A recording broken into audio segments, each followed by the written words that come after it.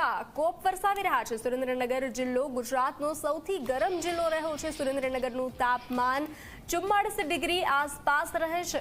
વધતી ગરમીમાં સાવચેત રહેવા લોકોને અપીલ કરવામાં આવી છે। બપોરે બને ત્યાં સુધી ઘરની બહાર ન નીકળવા સૂચના આપવામાં આવી છે।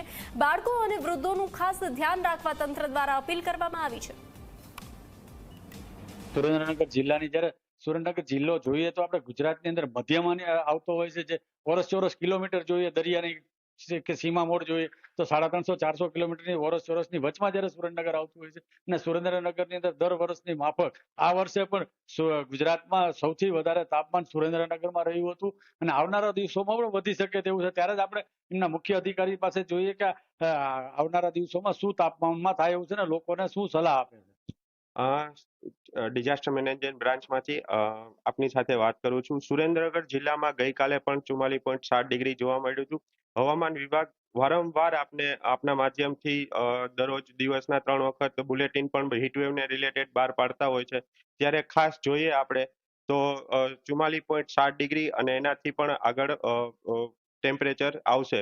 ત્યારે લોકોને એવું સૂચવવું કરું છું કે તડકાના બારે ન નીકળો, બપોરના સમયે તડકાનું જવાનું ટાળો ને તેમ છતાં પણ જવાનું થાય તો પાણીની બોટલ અને શરીરને ઢાંકી એટલે ટોપી, ચશ્મા, રૂમાલ બાંધી અને તમે નીકળો છો। તેમ છતાં પણ ઘણી વખત સનસ્ટ્રોકના બનાવો જોવા મળતા હોય છે। ત્યારે ખાસ અને આપણે આરોગ્યની પદ્ધતિસરની સારવાર લેવા સૂચન કરું છું। જ્યારે આપણે વાત કરી પાટડી દસાડા જે રણ વિસ્તાર આવેલો છે 5000 ચોરસ કિલોમીટરની અંદર હોય છે અને જે મીઠું પકવતા અગરિયા હોય છે હજારોની સંખ્યામાં આજે પણ કામ કરતા હોય છે અને ત્યાં 48 થી 50 ડિગ્રી સુધીનું તાપમાન જતું હોય છે। એ લોકો માટે આપ શું કહો?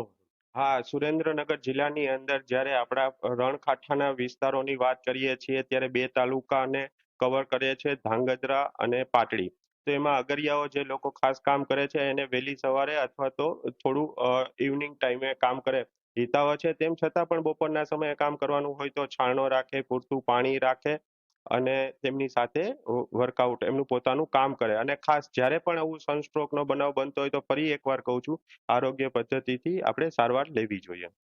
ચોક્કસ જે એમનું જણાવ્યા મુજબ સુરેન્દ્રનગરની અંદર હાઈએસ્ટ તાપમાન હોય છે, બહુ જ તાપમાન હોય છે। ત્યારે બપોરના સમયે પણ કર્ફ્યુ જેવો વાતાવરણ સુરેન્દ્રનગરમાં પણ થઈ જતો હોય અને સરકાર દ્વારા G24 કલાક પણ અપીલ કરવા માંગે છે કે બને ત્યાં સુધી સુરેન્દ્રનગર કે આજુબાજુના ગરમીવાળા વિસ્તારની અંદર તડકાના સમયે ટોપી તેમજ કોઈ કરી અને લીંબુ શરબત કે એવું પી અને સમય પસાર કરવો। મયુર સંધી, G24 કલાક, સુરેન્દ્રનગર।